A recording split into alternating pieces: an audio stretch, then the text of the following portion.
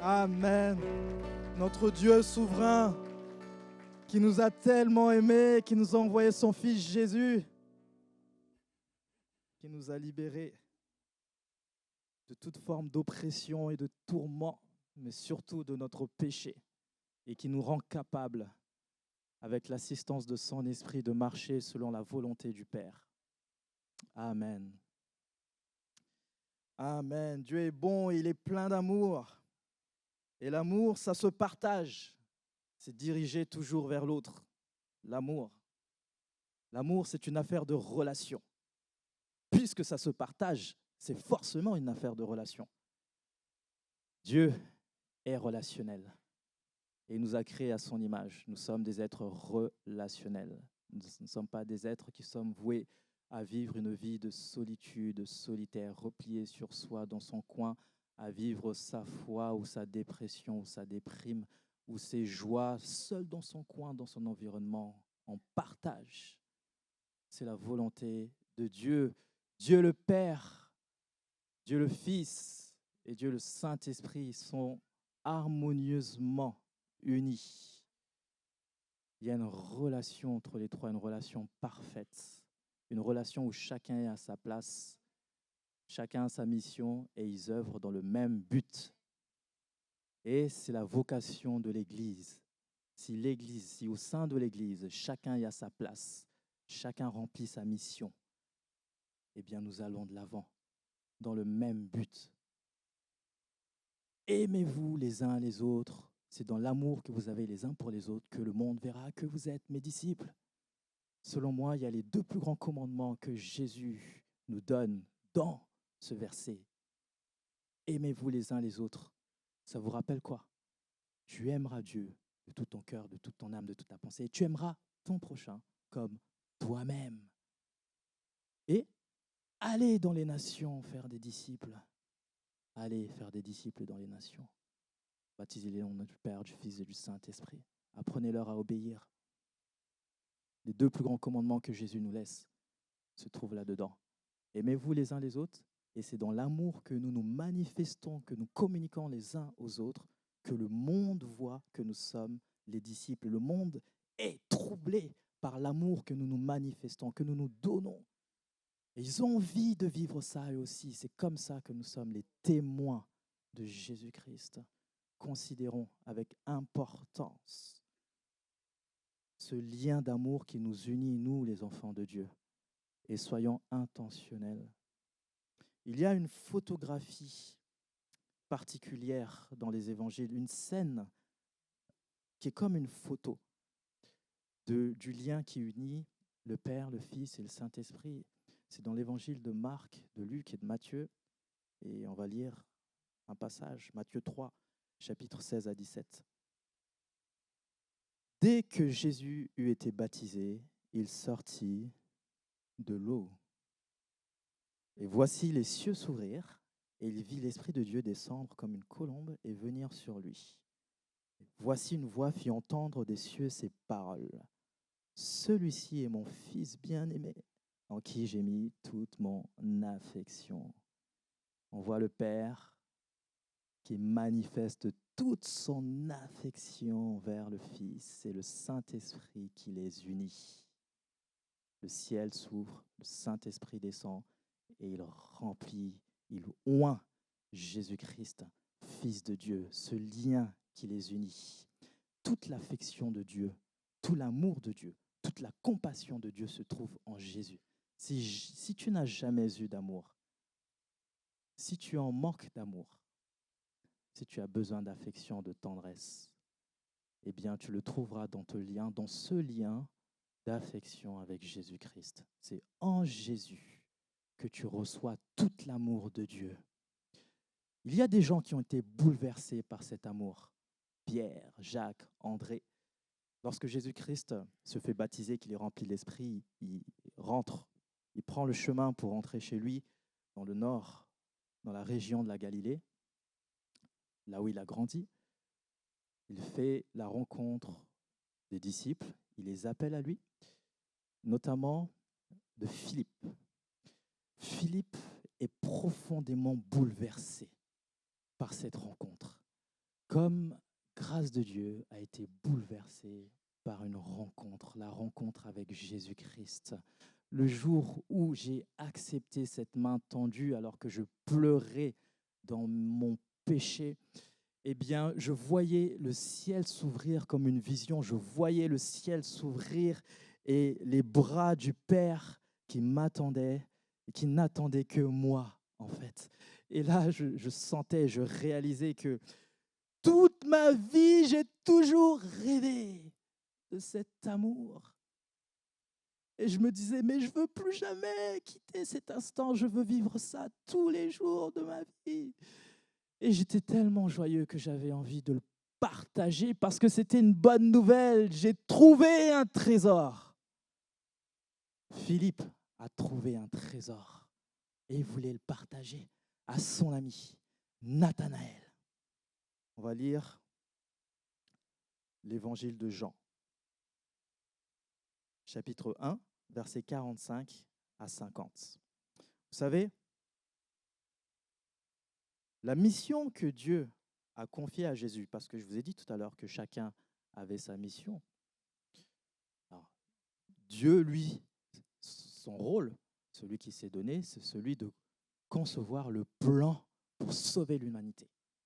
Celui de concevoir le plan pour que tu sois sauvé, pour que je sois sauvé.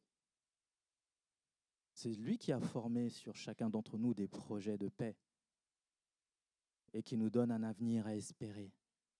Celui qui nous a prédestinés, qui nous a choisis avant la fondation du monde, il nous a élus pour que nous puissions être sauvés. Mais combien de fois nous avons rejeté son plan? Mais il a persévéré. Il nous a attirés à lui et il nous a transformés. Ça, c'est le rôle du Père. Le rôle du Fils, c'est d'accomplir ce plan.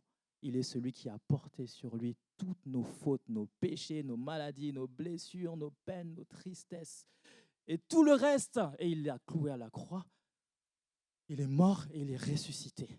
Et aujourd'hui, il continue encore cette mission d'appliquer la volonté de Dieu, celui de nous garder. Et le Saint-Esprit, c'est celui qui nous convainc de notre péché, qui convainc que le péché, c'est grave et que ça détruit ma vie, mais également celle des personnes qui sont autour de nous, et qu'on ne peut pas continuer de vivre comme ça. Le Saint-Esprit me révèle la nature de Jésus-Christ, glorifie Jésus-Christ. Tends mon regard toujours vers Jésus-Christ. C'est le Saint-Esprit qui me pousse, c'est le Saint-Esprit qui me qualifie, qui m'équipe, qui me remplit de dons spirituels. Le Saint-Esprit, c'est le Saint-Esprit qui anime en moi la vie, qui me vivifie, qui fait de moi une nouvelle créature. C'est la mission du Saint-Esprit. Et le Saint-Esprit glorifie Jésus. Alors on va glorifier Jésus, on va se focaliser sur Jésus. Parce que le rôle que Dieu lui a donné, c'est celui de réconcilier l'humanité, le monde avec Dieu, et également de nous réconcilier les uns les autres. Alors Jésus a accompli des miracles. Il a guéri des malades. Il a multiplié des pains. Il a jeûné, il a prié. Mais il a surtout construit des relations saines. Comment il a fait? Il a proclamé dans nos vies des paroles de vie. Le nom de notre Église, c'est Paroles de vie. Mais ça ne devrait pas qu'être un nom. Je pense que nous devrions la vivre. Parole de vie. Une parole qui édifie. Une parole qui fortifie. Jésus a proclamé la vie en chacun d'entre nous. Et Philippe a été bouleversé par ce Jésus. Alors, il dira à Nathanaël, lisons. Jean 1, 45, 51. Philippe, à son tour, alla voir Nathanaël et lui dit, « Nous avons trouvé celui dont Moïse a parlé dans la loi et que les prophètes ont annoncé. Et c'est Jésus, le fils de Joseph, de la ville de Nazareth. Nous avons trouvé un trésor. » Philippe a trouvé un trésor. Témoigner l'Évangile, c'est une parole de vie. Témoigner les bienfaits de Jésus-Christ dans notre vie, c'est donner une parole de vie à quelqu'un.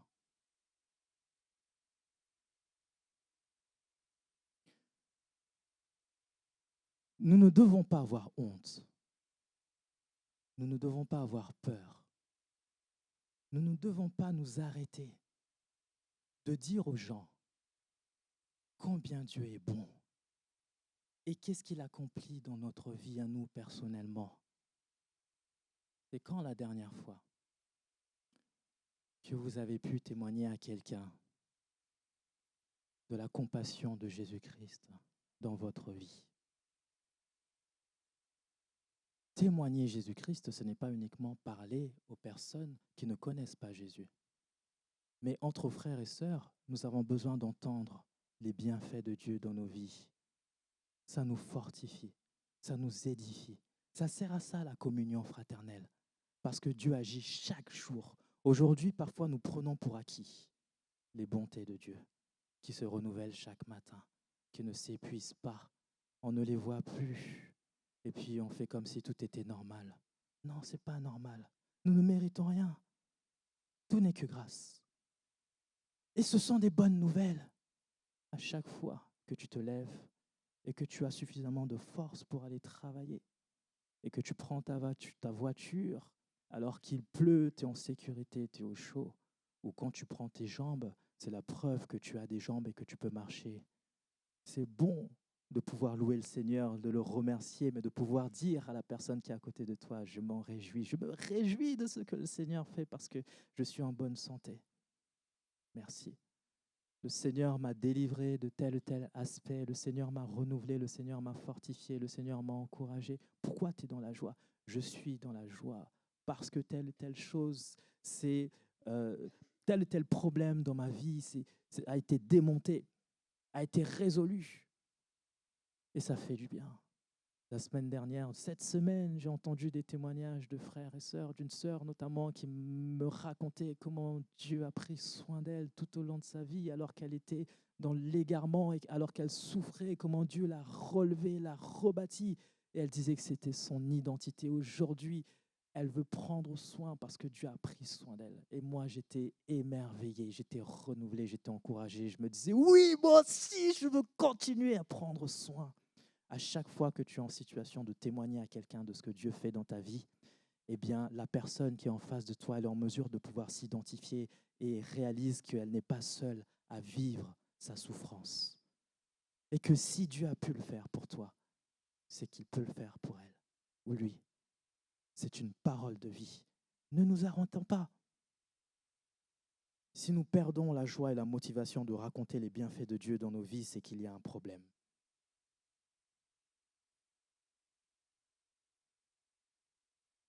Le témoignage, c'est une parole de vie. Et Philippe veut donner une parole de vie à son ami Nathanaël. Voici la réponse de Nathanaël.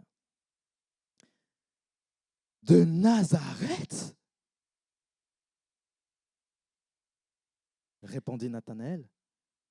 Que peut-il y avoir de bon à Nazareth?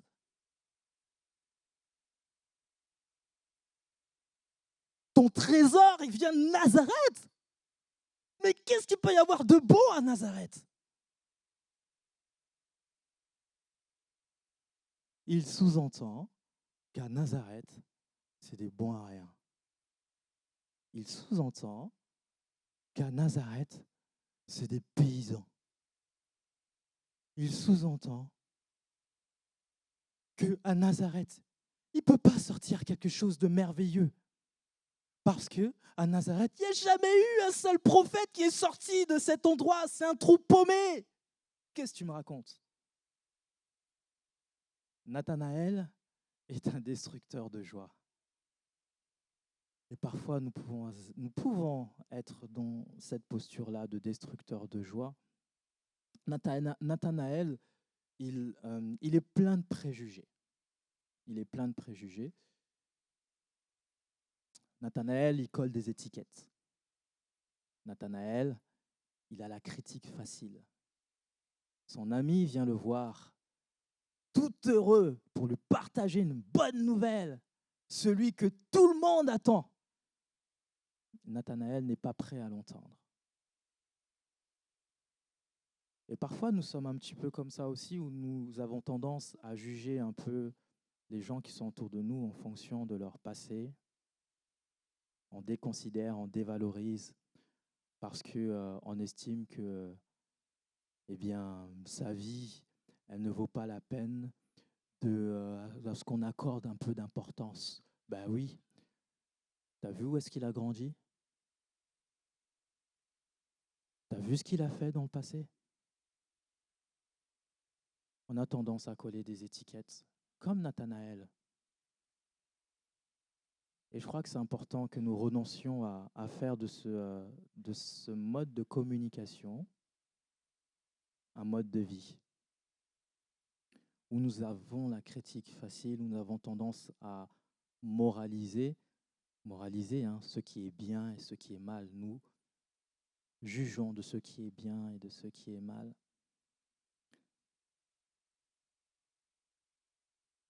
Et ça fait du mal. Ça fait du mal, notamment dans les couples. Vous savez, il n'y a pas que l'adultère, il n'y a pas que la violence qui détruit.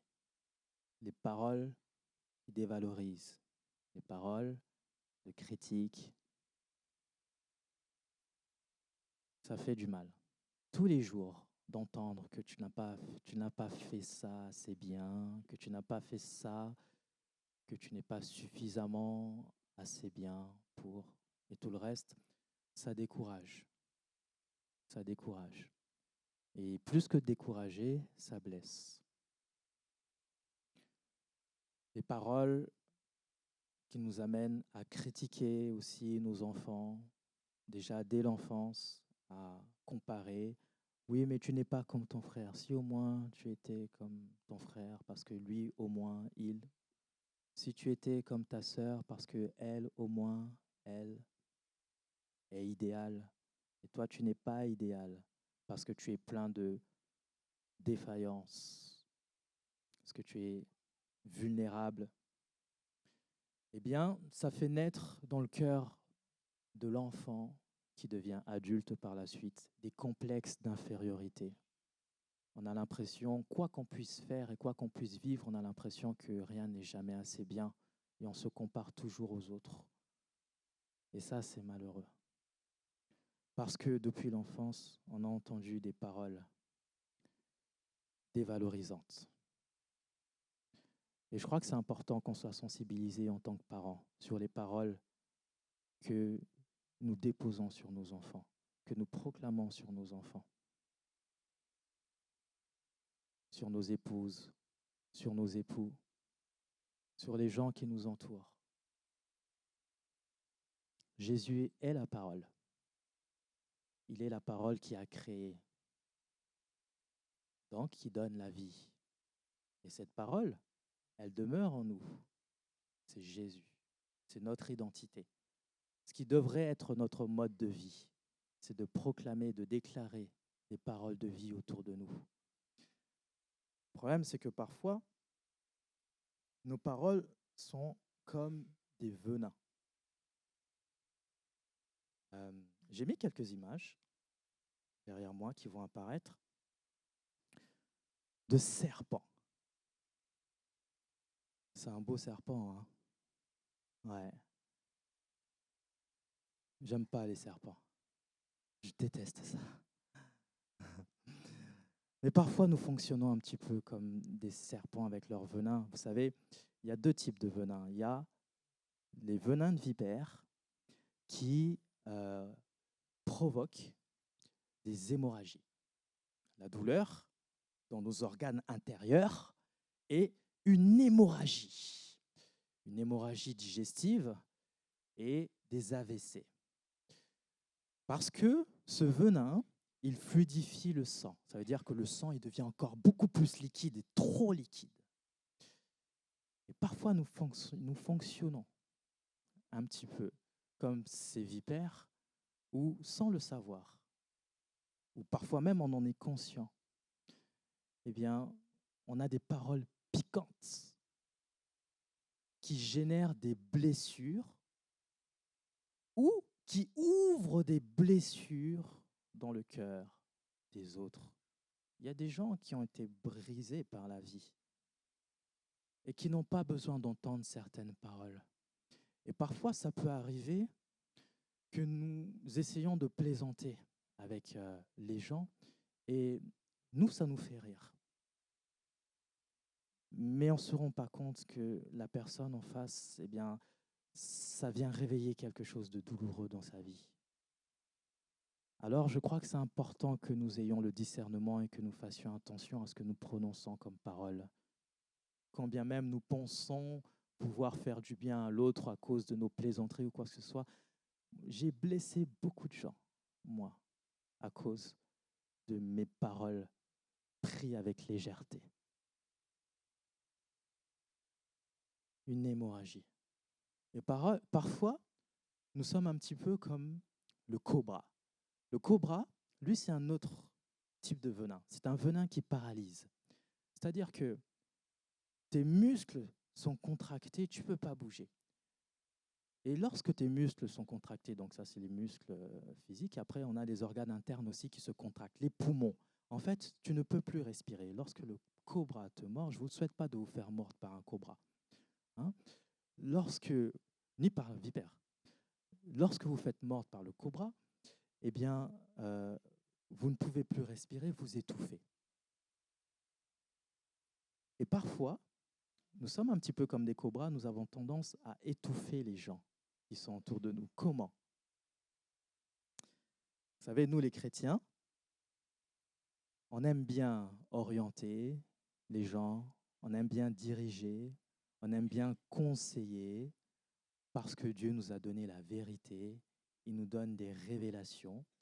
Alors parfois, quand certaines personnes viennent se décharger, eh bien, on a envie, en prenant la place du Sauveur, on a envie de dire aux gens ce qu'ils doivent faire. Sauf qu'on n'est pas des sauveurs. Et parfois, on est tout le temps là avec nos versets bibliques. Nos versets bibliques. À enchaîner, à enchaîner, à enchaîner, à enchaîner, à enchaîner. Sauf que ça étouffe. Ça peut étouffer. Ce n'est pas forcément de ça que les gens ont besoin. Parfois, les gens ont simplement besoin qu'on les écoute. Parfois, les gens ont simplement besoin qu'on prie avec eux. Qu'on écoute, qu'on prie avec eux.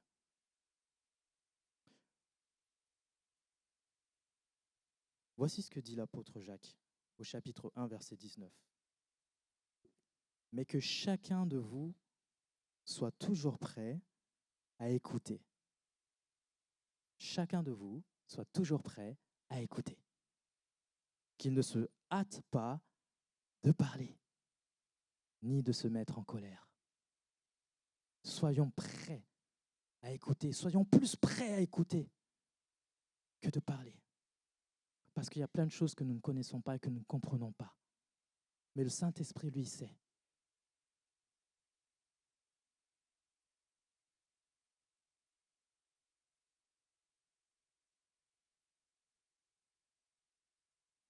David dira dans le psaume 141, au verset 3, « Que ma bouche, ô Éternel, reste sous ta surveillance et veille aux portes de mes lèvres. Que ma bouche, ô Éternel, reste sous ta surveillance, veille aux portes de mes lèvres. » Nous avons besoin vraiment de nous positionner dans le fait de parfois fermer sa bouche et prendre le temps d'écouter ceux qui sont autour de nous.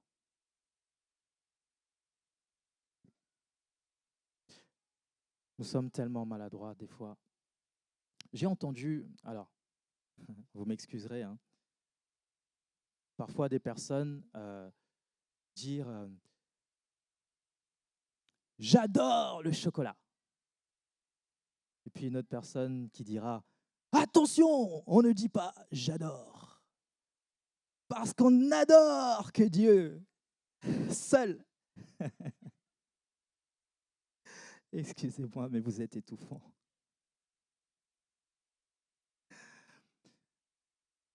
Je n'emploie pas cette expression. Effectivement, parce que pour moi, ça a un sens. Néanmoins, l'adoration, ce n'est pas une affaire de parole. Ce n'est pas ceux qui disent Seigneur, Seigneur, qui iront dans le royaume des cieux. L'adoration, c'est un état de cœur. Alors, ce n'est pas parce que quelqu'un dit j'adore le chocolat qu'il n'adore pas Dieu. Le Saint-Esprit sait la vérité. Attention à ne pas étouffer les gens qui sont autour de nous. Alors, Philippe a été intelligent ou il ne s'est pas découragé lorsque Nathanaël lui a l'a renvoyé dans les cordes. Philippe dit à Nathanaël, bon ok, je ne peux pas te convaincre avec mes mots, mais il faut que tu puisses vivre une relation. Il faut que tu puisses toi-même expérimenter la chose.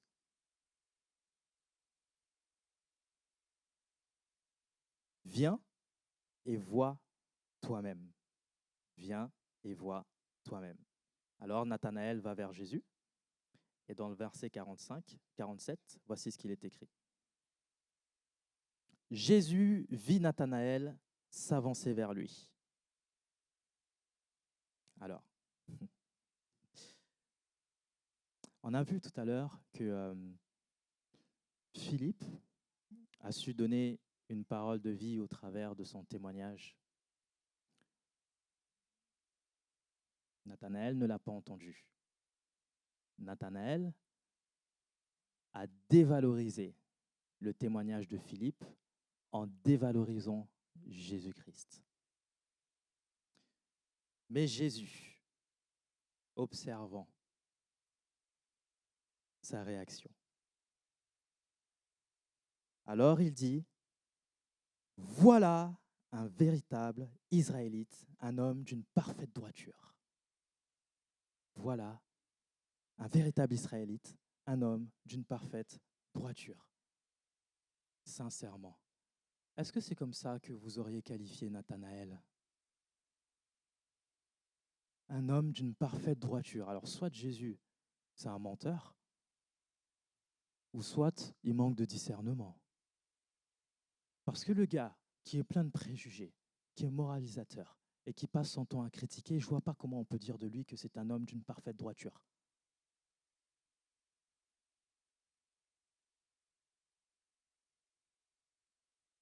Et voici comment Nathanaël répond. D'où me connais-tu? C'est extraordinaire quand même. Il se moque du monde, Nathanaël. Nathanaël est parfaitement convaincu que c'est un homme d'une parfaite droiture. C'est extraordinaire.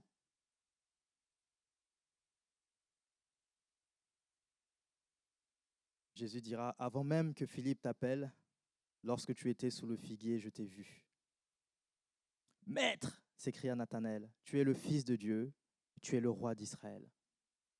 Je pense que le changement qui s'est opéré entre le moment où Nathanaël reçoit le témoignage de Philippe et le moment où il entend les paroles de Jésus, je pense que ce qui s'est passé dans son cœur, le changement qui s'est opéré, je pense que c'est quelque chose de vrai.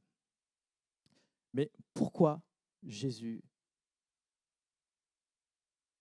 qualifie-t-il Nathanaël d'un homme de parfaite droiture? Pour la simple et bonne raison que Jésus ne regarde pas Nathanaël en fonction de ses défaillances. Jésus ne regarde pas Nathanaël en fonction de ses limites, en fonction de ses manquements. Jésus ne me regarde pas en fonction de ça et il ne te regarde pas en fonction de ça. Jésus ne te regarde pas en fonction de tes défaillances. Il a un autre regard sur toi. Jésus sait considérer ce qui est bon, ce qui est beau en toi. Parce que tout don parfait vient de Dieu. Tout ce qu'il y a de bon en toi, c'est l'œuvre de Dieu. Et Jésus sait le considérer.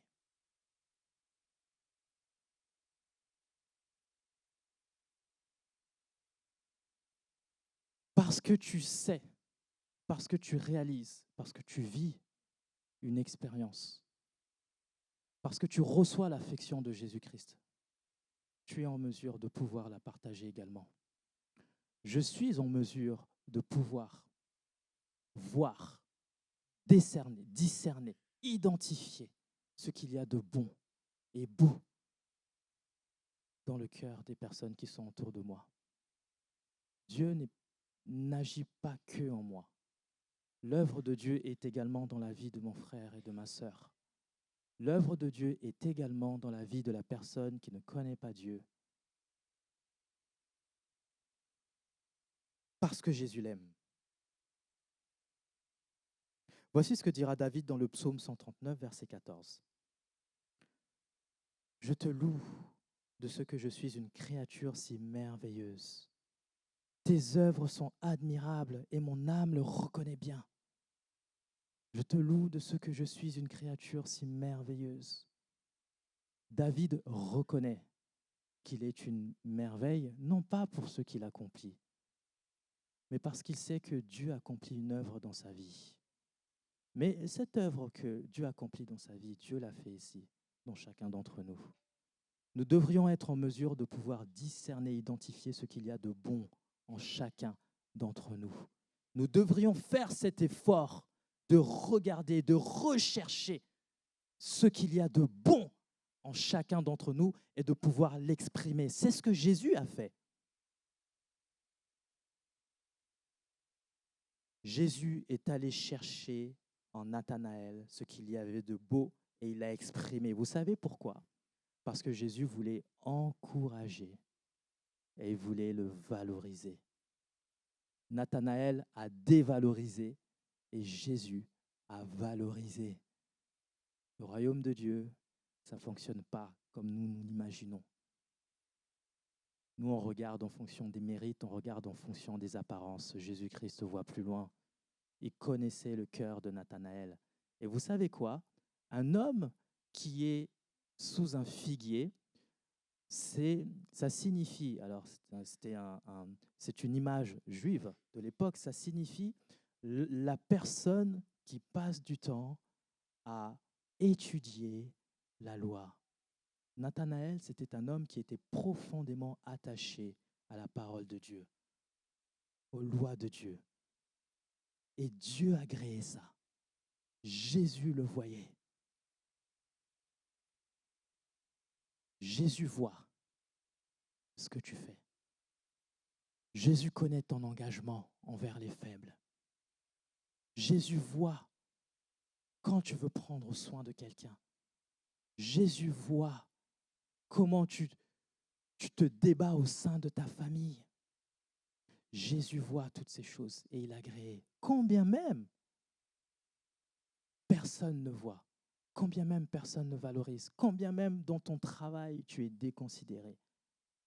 Tu as de la valeur aux yeux de Dieu. Pour Jésus, tu as de la valeur et il voit tout ce que tu fais. Il voit tout ce que tu vis. Il voit tous les efforts que tu fournis et il agrée et il veut t'encourager.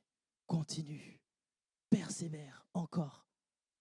Il encourage Nathanaël à persévérer dans son étude, dans sa recherche.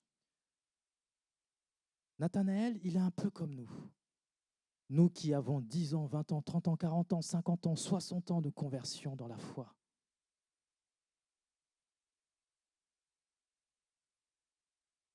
Mais qui avons besoin d'être transformés dans notre cœur, régénérés tout au long de notre vie. On n'est pas arrivé au bout, hein? On n'est pas arrivé en haut. On n'y arrivera pas. Le seul qui est en haut, c'est Jésus. Il s'est humilié et Dieu l'a élevé.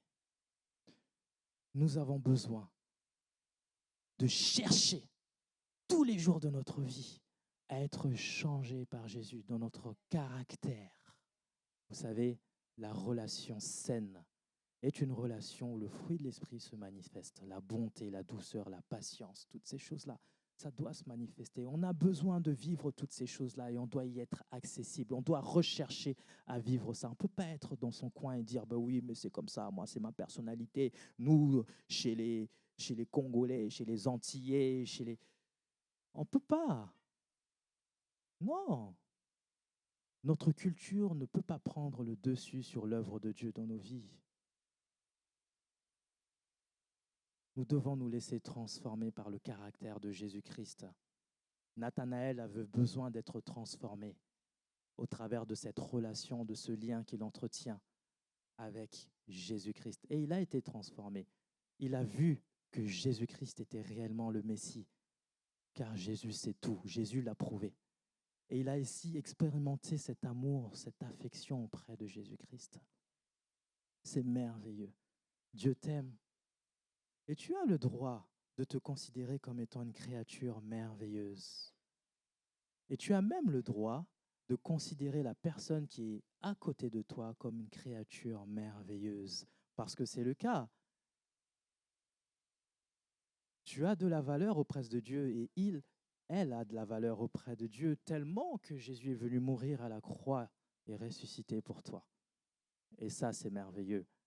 Alors, je t'invite à faire une chose par la foi. N'aie pas honte et n'aie pas peur. Tu peux te tourner vers ton prochain et lui dire « Je bénis Dieu parce que tu es une créature merveilleuse. » Amen. Oui, vous êtes des créatures merveilleuses.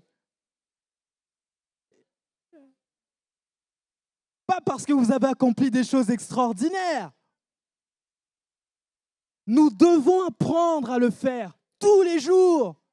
Encourager, valoriser les gens qui sont autour de nous. Ça ne doit pas être un fardeau. Faut pas qu'on en ait honte. On doit le faire. Ça bâtit quelque chose de solide, quelque chose de sain dans nos relations. Oh là là. Je me souviens quand j'ai eu le permis. J'ai été voir un ami et je lui dis « J'ai eu le permis, je suis libre !» Et il me dit « Ouais, au bout de la 3e fois, il était temps. Hein ?» Ça, c'est de l'encouragement. C'est dur à recevoir. C'est dur, mais je crois que nous devrons nous positionner vraiment. Les paroles qui piquent, les paroles blessantes, les mauvaises blagues, les paroles moralisateurs, toutes ces choses-là ne devraient pas être un mode de vie pour nous parce que ce n'est pas notre identité. Vous savez, Dieu nous a aimés. Il a construit avec chacun d'entre nous une relation saine pour que nous puissions construire des relations saines avec les gens qui sont autour de nous.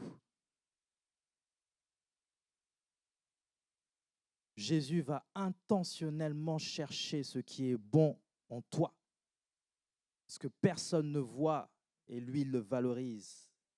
Ta vie a de la valeur. Il t'a créé, il te connaît, il a mis en toi des dons et il a donné sa vie pour que tu vives. Et qu'à ton tour, tu puisses construire des relations pour que les autres puissent être réconciliés avec Dieu.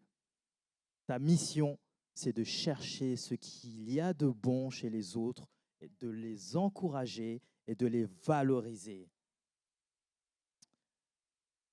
Alors, est-ce que l'équipe de louange peut monter et nous accompagner dans la prière?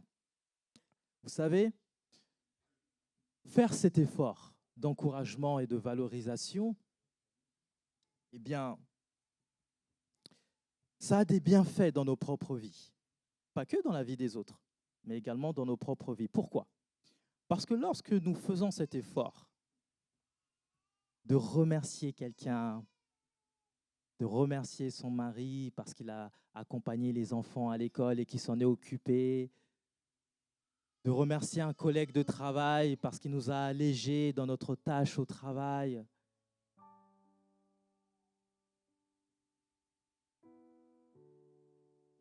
de dire à nos enfants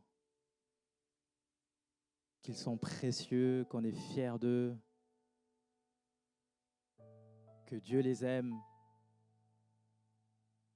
Ça nous procure aussi un bienfait à chacun d'entre nous parce que nous réalisons que Dieu est merveilleux. Il accomplit quelque chose dans la vie des autres. Et ça nourrit en nous, normalement, un sentiment de reconnaissance, des actions de grâce. L'action de grâce, c'est lorsqu'on remercie Dieu pour ce qu'il fait, pour ce qu'il est. Et Dieu fait des grandes choses dans vos vies. Et moi, je veux pouvoir les entendre, et je veux pouvoir les voir, et je veux pouvoir le bénir pour ça. Et à chaque fois que je suis en lien avec ce Dieu, on l'a chanté tout à l'heure, la présence de Dieu nous fait du bien, la présence de Dieu nous fortifie, nous vivifie. Elle vient nous nourrir, elle change notre mentalité. Ce dont nous avons besoin, c'est de la présence de Dieu quotidiennement, tout le temps. Et quand je suis en train de remercier Dieu, Dieu aime que nous puissions être reconnaissants. Soyons reconnaissants. Quand je suis en train de remercier Dieu, je suis en train de l'adorer. Parce que Dieu cherche des hommes et des femmes qui l'adorent par l'esprit et en vérité. Et dans ce lien d'attachement, dans cette adoration, nous vivons quelque chose de fort ensemble. Et nous sommes bénis, pleinement remplis de ces bénédictions, de ces riches bénédictions. Sachons compter les bienfaits de Dieu dans nos vies, mais également dans la vie des autres, et le remercier pour ça. C'est un acte de foi. Et nous sommes appelés à vivre par la foi et à démontrer cette foi.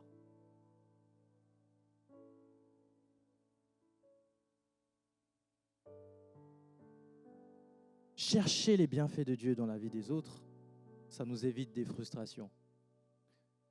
Parce que quand on a tendance à voir que le mal et le négatif chez les autres, on l'exprime. L'autre le reçoit. Mais comme il a mal, il l'exprime également. Et donc, ça crée des relations conflictuelles et toxiques. Ce n'est pas ce que Dieu veut. Dieu veut que nous puissions nous éviter certaines souffrances. Il y en a tellement dans la vie. Pourquoi est-ce qu'on s'en rajoute encore? Évitant des frustrations inutiles.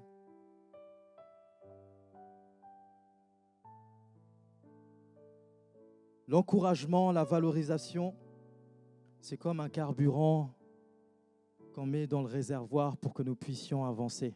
Quand tu encourages quelqu'un, tu mets du carburant. Quand tu valorises quelqu'un, tu mets du carburant pour que la personne puisse avancer. Ça vient comme raviver une flamme. Parce que parfois, il y a des gens qui sont brisés par la vie, qui n'ont plus de volonté, qui n'ont plus d'élan vital. Ils ont besoin qu'on ravive une flamme. Tu veux raviver une flamme? Arrête de passer ton temps à moraliser. Encourage. Encourage. Tu peux y arriver. Tu peux y arriver. Si Jésus l'a fait dans ma vie, c'est qu'il est capable de le faire pour toi, mon ami.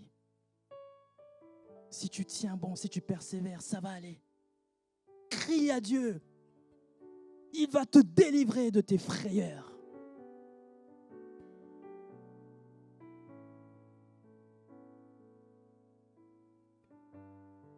Voici ce que dira l'apôtre Paul dans Éphésiens 4, versets 29 à 32. Ne laissez aucune mauvaise parole franchir vos lèvres. Ne laissez aucune mauvaise parole franchir vos lèvres. Ayez au contraire des paroles empreintes de bonté qui aident les autres à grandir dans la foi selon les besoins. Ainsi, elles feront du bien à ceux qui veulent l'entendre. N'attristez pas le Saint-Esprit de Dieu. Par cet esprit, Dieu vous a marqué de son sceau comme sa propriété pour le jour de la délivrance finale. Amertume, irritation, colère, éclat de voix, insultes. Faites disparaître tout ça du milieu de vous, ainsi que toute forme de méchanceté. Soyez bons et compréhensifs les uns envers les autres et pardonnez-vous réciproquement comme Dieu vous a pardonné en Christ. Faites disparaître toutes ces choses de vous. C'est notre responsabilité. Et c'est possible d'y arriver parce que nous avons le Saint-Esprit. Et le Saint-Esprit, il est celui qui nous donne cette force. Il est celui qui vient nous renouveler, nous équiper. Mais il faut simplement que tu le veuilles. Si tu ne le veux pas, il ne se passera rien du tout et tu demeures là-dedans. Si je ne le veux pas, il ne se passera rien dans ma vie. J'ai besoin de l'accepter, de chercher, de voir, de considérer ce qu'il y a de bon dans la vie de l'autre, parce que c'est la volonté de Dieu. Alléluia. Renoncez aux préjugés, aux critiques, à la moralisation. Donner des paroles de vie, c'est persévérer dans l'expression de notre témoignage, parce que la personne qui est en face, elle peut s'identifier. Elle réalise que Jésus-Christ vit. S'il est capable de le faire dans ta vie, il peut le faire dans la sienne. C'est une parole de vie. N'aie pas honte de témoigner. Et encourage, valorise. Écoute et parle moins. Si tu es d'accord avec ça, alors je t'invite à te lever et nous allons prier ensemble. On va commencer par ça, prier ensemble parce qu'on a besoin de l'aide de Dieu, n'est-ce pas? On a besoin de l'aide de Dieu, que Dieu nous aide, alléluia. Que Dieu nous aide, alléluia. Que Dieu nous aide à considérer chacun d'entre nous, à prendre soin, alléluia. Merci Jésus. Merci parce que tu es celui qui a pris soin de moi.